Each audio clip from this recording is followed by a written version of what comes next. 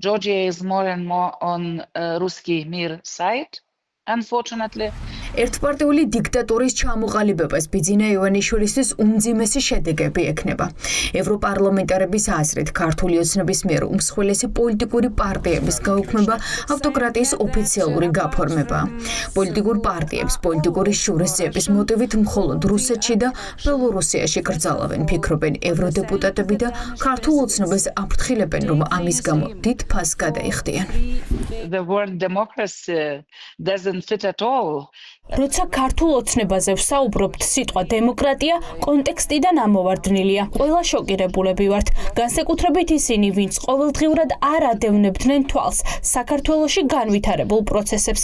ძალიან სამწუხარო ამბავია. ყველა ხედავს, რომ სიტუაცია უარესდება. მეორე მხრივ ხედავთ სომხეთს, რომელიც აბსოლუტურად განსხვავებული გზით მიდის. საქართველოსგან განსხვავებით, ისინი ევროკავშირთან დაახლოებას ცდილობენ და პოლიტიკას ცვლიან. ამ გადაწყვეტილებით საქართველოს სულ უფრო და უფრო ემსგავსება ბელორუსიას. საქართველოს სულ უფრო და უფრო რუსკი მირის მხარეს დგას. ამას ქვეყნისთვის ძალიან ტრაგიკული შედეგები ექნება.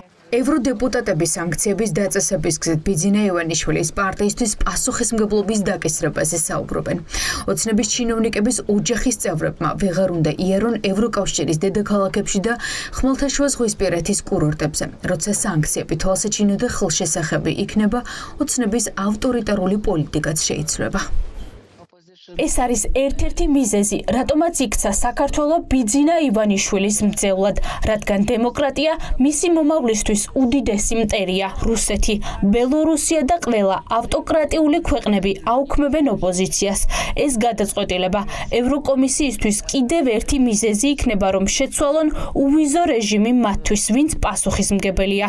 ისინი უახლეს მომავალში ვეღარ ისიამოვნებენ პარიზით და ხმელთაშუა ზღვის კურორტების რეზორტებით. ამას ძალიან რეალური შედეგები მოყვება. Of course, it will have very real consequences what they are doing. როდის ამოქმედება ბრიუსელის სავიზო სანქციები. გადაწყვეტილება მიღებულია. ახლა ევროკომისია სანქციების შესაძლო სიაზე მუშაობს, რომელიც მას შემდეგ გამოქვეყნდება, რაც ევროკომისია გამოაქვეყნებს ანკარის შეესრულა თუ არა ქართულმა ოცნებამ ევროკომისიის პირობები, რაც უვიზო რეჟიმის შეჩერების საფუძველი გახდება. პოლონელი ევროპარლამენტარი ასახელებს კრიტერიუმებს, ვინ უნდა მოხვდეს სანქციების სიაში.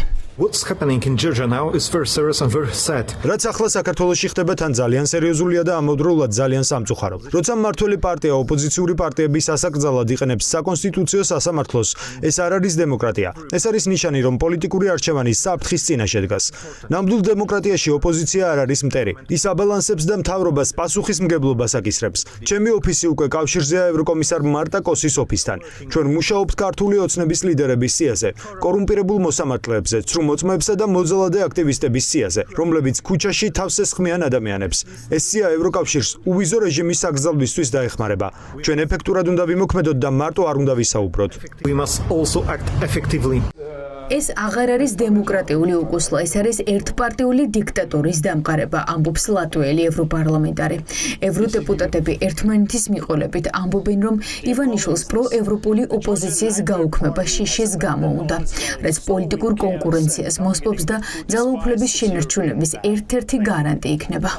საქართველოს მმართველი პარტია სამი მთავარი ოპოზიციური ძალის აკრძალვას ცდილობს. ეს დემოკრატიული უკუსლა აღარ არის, ეს ერთპარტიული დიქტატურის ღია შენობაა. ქართული ოცნება ცდილობს პოლიტიკური კონკურენციის გაქრობას, მოქალაქეებისთვის უფლებების ჩამორთმევას და საქართველოს რუსულ სატელიტად გადაქცევას, ისე როგორც ბელარუსია.